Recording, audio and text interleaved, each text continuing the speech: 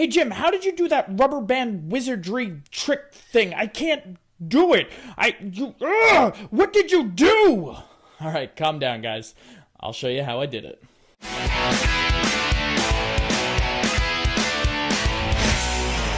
So hands down, this is probably my favorite magic trick of all time. It only involves these two rubber bands, and they're not gimmick rubber bands. I literally bought them from Staples, this huge bag of them, and the reason why I bought a big bag is because every time I perform this trick, I like to give the person afterwards the two rubber bands so they can sit there for hours, sitting there going like this. How did you do that? So, but here's exactly how it works.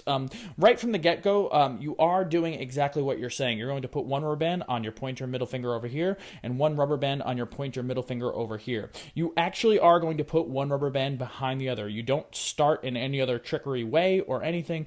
The trick is set up like you say. One rubber band behind the other on your pointer fingers and your thumbs. Then what you do is you talk to them a little bit about there's no way that you can get these apart. You can't come through any direction, and all this is true. And then you say you can't pull through one another, which is true. You can't pull through one another. But while I'm doing that pull action, here's what I'm actually doing with my hands. Right up here, whichever hand your more dominant hand, your left or your right, I'm right-handed, so I'm going to do it with my right. I'm going to take my middle finger and put it on top of my pointer finger. Then, when I pull back, that rubber band actually goes onto my middle finger here, leaving my pointer finger free.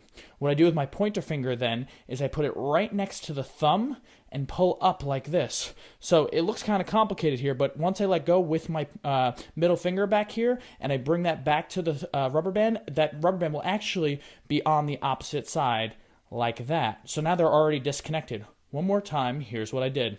I say can't come through the fingers, can't come through each other, and as I pull back, goes onto my middle finger. I put my pointer finger in the rubber band, and I come back and drop that middle finger. Now, I just make some motions of saying like rubbing, but making the magic happen later than it really did, but those are already separated. So you're just rubbing here, rubbing here, rubbing here, making it look like they're still behind each other, and then slowly pulling through for a really cool effect. Some people like to stay here, and then they use their ring finger, and they pop the rubber band so it looks like it came through, so it's like that. I don't like that as much. I like to rub slowly and come off all the way down to like one string and then pull right through. One other thing about this trick is people's tendency, when you do this quick move back here and they come back, they push the two rubber bands together really hard, so that you don't want to show them separated, so you push together really hard, but then this image looks really bad too. You have to practice on getting them right back together without them breaking that line and being just two straight lines, and give them that angle there. That looks better than this, if that makes any sense to you. Give them that angle there to look at, and you rub, rub, rub, rub, rub, and then pull right through. So practice this trick a lot before you perform it. If you don't do it right, it looks horrible. If you do it just like this, you kind of put the rubber band behind, and then you pull through, and you're really slow and sloppy with this hand, and then you get it through, and then you stay like this, and then come back really quick.